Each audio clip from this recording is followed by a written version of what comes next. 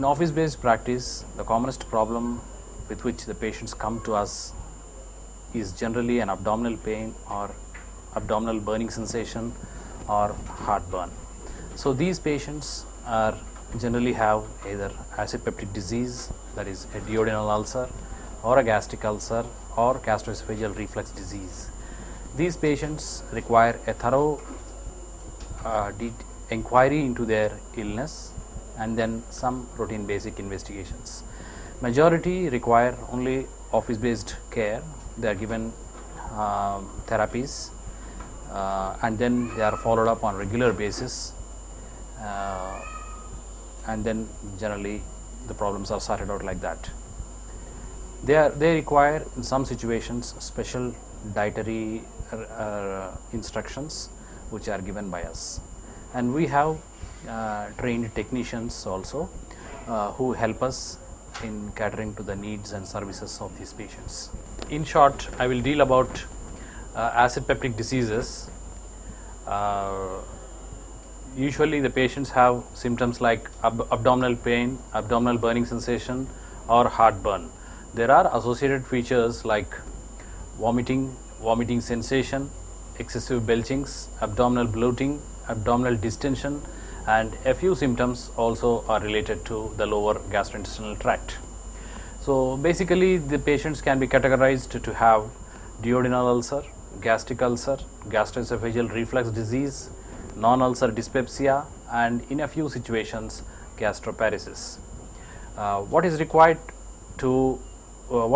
is we have to categorize to which exact problem the patient has got, and then based on that a few investigations to monitor his disease and also to come to a good conclusion of what exactly he has got, and then give the appropriate treatment.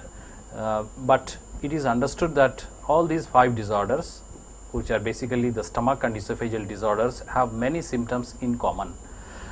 So first I will deal with the gastroesophageal reflux disease, which is a very common problem. Patients have heartburn and they can have sour eructations. They could have some other symptoms, but heartburn is the most common symptom, and heartburn can occur nocturnally as well. So these patients require to be treated with drugs like omeprazole, pantoprazole, or rabeprazole, any one of them, for a good duration like 4 to 8 weeks time. And these patients generally respond excellently to these drugs, but the symptoms do reoccur as soon as the drugs are stopped in a good percentage of patients.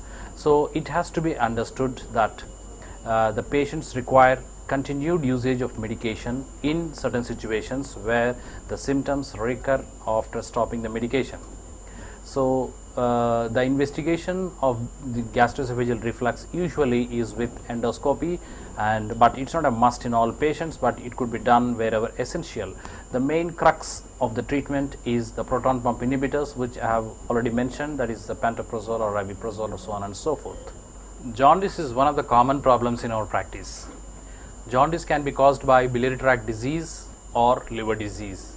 Biliary tract disease can easily be excluded by or confirmed by ultrasound examination of the abdomen. Then once the biliary tract disease is excluded in a case of jaundice, the liver is at fault. The liver diseases could be due to virus, alcohol, malaria, severe type, or drugs. If we consider the viruses, there are 5 types of viruses which go by the name A, B, C, D, E. These could cause jaundice, and we all know that a lot of preventive aspects are required to prevent viral related jaundice. I will just speak in a minute about the B virus and its prevention. The B virus could be prevented by taking Hepatitis B vaccination, and which could prevent significant diseases like acute hepatitis, chronic hepatitis, cirrhosis of the liver in a few situations. So Hepatitis B vaccination is easily available, it is inexpensive, and it needs to be taken by one and all, and that's my message for today, that if you take Hepatitis B vaccine and we could reduce the disease burden in our country.